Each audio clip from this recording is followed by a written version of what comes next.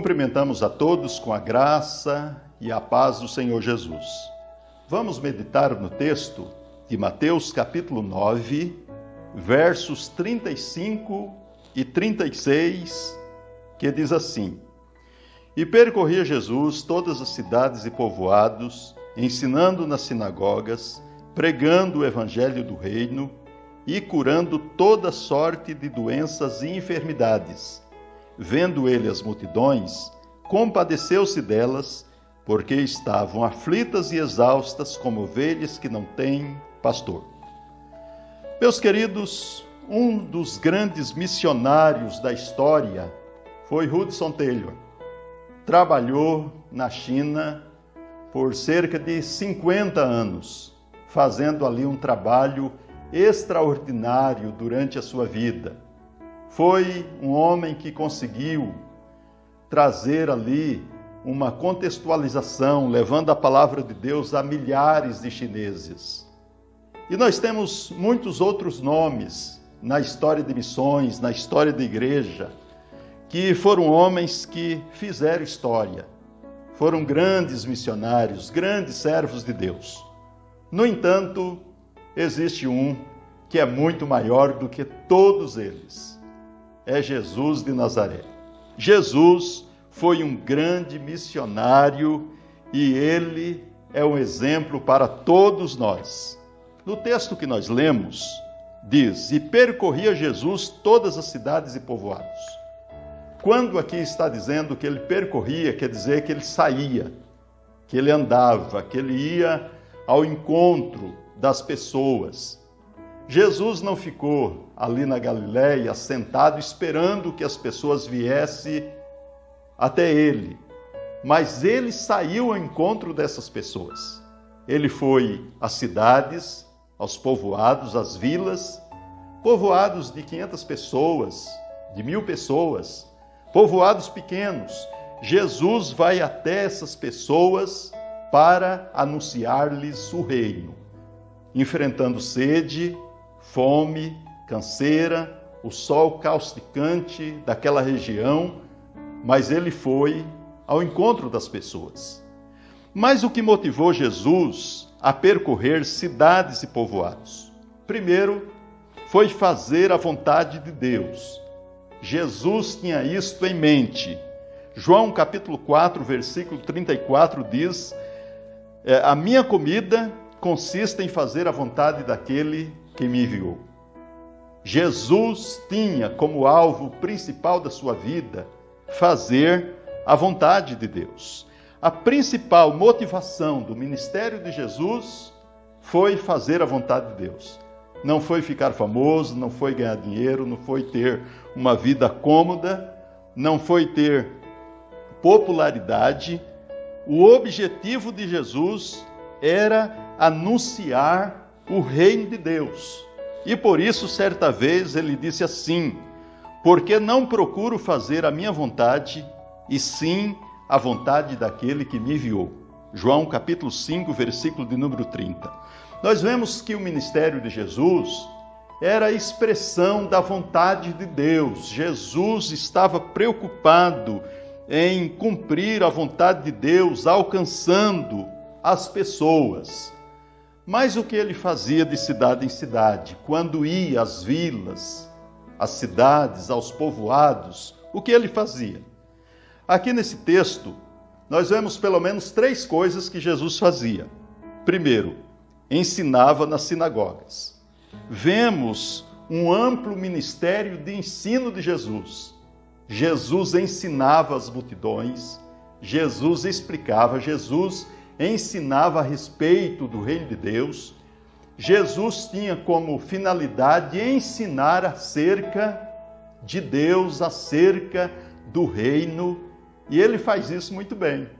Ele usa parábolas, ele usa exemplos, ele de uma forma muito apropriada, pedagogicamente, Jesus consegue ensinar, trazendo verdades eternas para a população, para as pessoas onde ele estava pregando e ensinando. Uma outra coisa que Jesus fazia, além de ensinar, Jesus pregava. Diz aqui, pregando o evangelho do reino. Jesus pregava por onde passava. Jesus pregava, e pregava o quê? Pregava o reino de Deus, anunciava o reino, ministrava acerca do reino. Ele está dizendo: é chegado o reino de Deus. O reino de Deus está próximo. Era a mensagem do Senhor Jesus. Sua mensagem era o estabelecimento do reino. Ele tinha como finalidade fazer a vontade de Deus. A terceira coisa, Jesus curava toda sorte de doenças e enfermidades. Jesus levava alívio, levava a cura, levava mudança, alegria onde havia tristeza. Meus queridos, a igreja do Senhor Jesus deve ser uma igreja que está preocupada, sobretudo, de fazer a vontade de Deus, ensinando a palavra, pregando a palavra e demonstrando os sinais do reino, pois Jesus disse: esses sinais acompanharão aos que creem. E uma vez que nós cremos em Jesus como igreja, esses sinais precisam nos acompanhar. Outra coisa que motivou Jesus a percorrer cidades e povoados foi atender às multidões que viviam num contexto deplorável. Nós vemos aqui no versículo 36, que diz assim: vendo ele as multidões.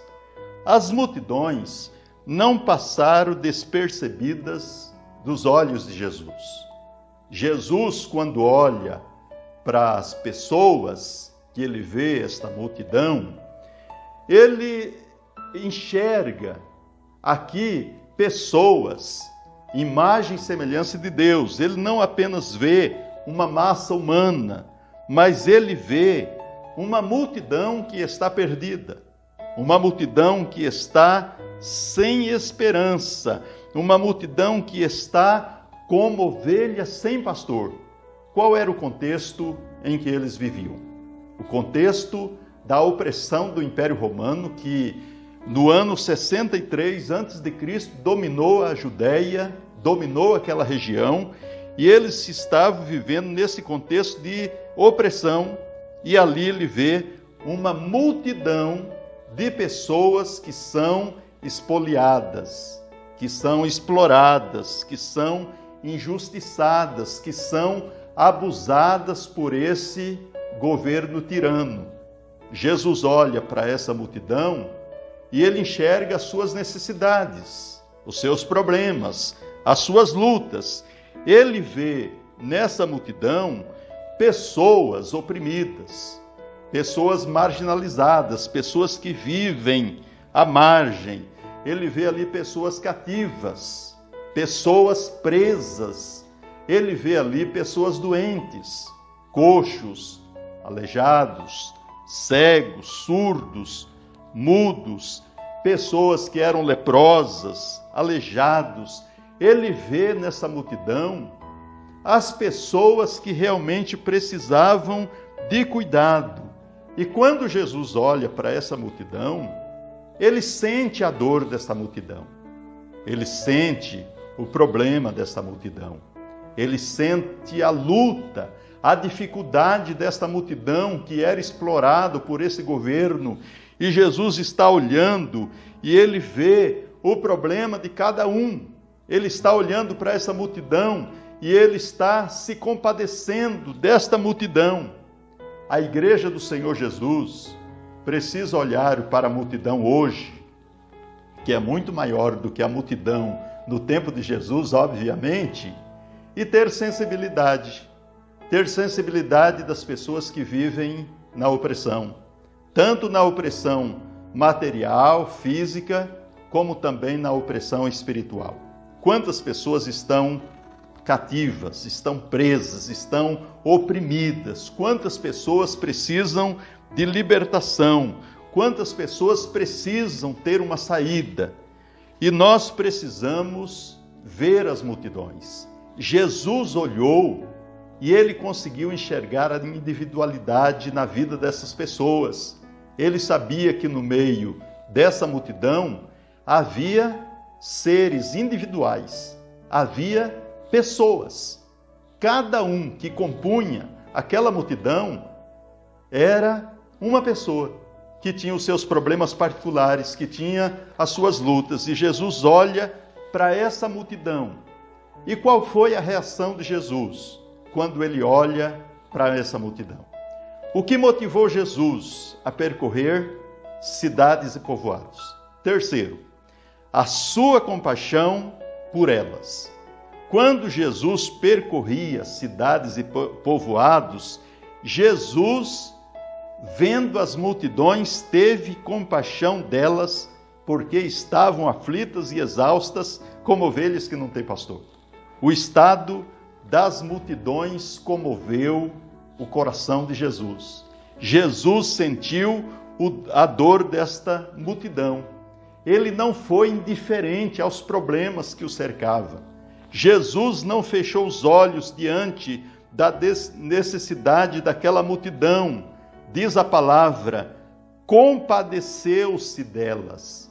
Ele se compadeceu, ele se colocou no lugar, ele sentiu o problema, naquele momento ele sentiu empatia por aquela multidão que estava ali.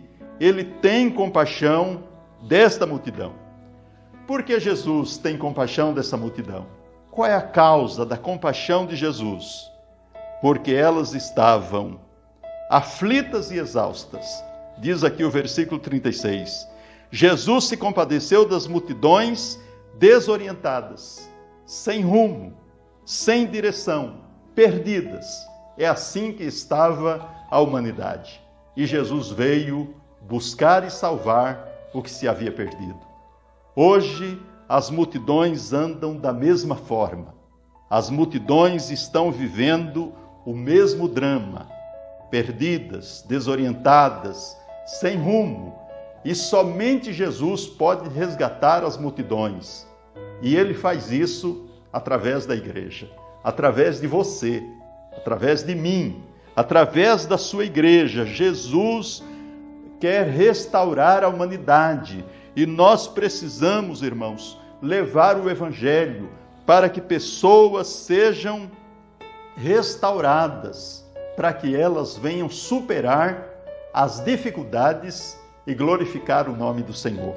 Nós precisamos, como igreja, ter compaixão das pessoas.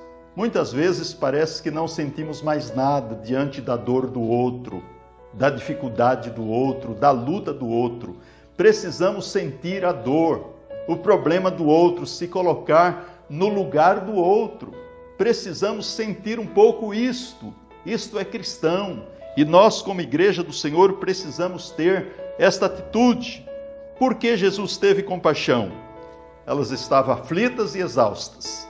Será que tem alguém aflito e exausto à nossa volta? Quantas pessoas estão vivendo esse drama? Um outro motivo, porque estavam como ovelhas que não têm pastor. Qual é a motivação da igreja sem pastor? Qual é a motivação da pessoa que não tem pastor? A pessoa sem pastor é uma pessoa que está sem cuidado. O pastor é aquele que cuida, que guia, que orienta, que conduz. E muitas vezes nós vemos que há multidões que precisam ser pastoreadas, que precisam ser cuidadas, que precisam ser orientadas. E nós precisamos, pois hoje não é diferente.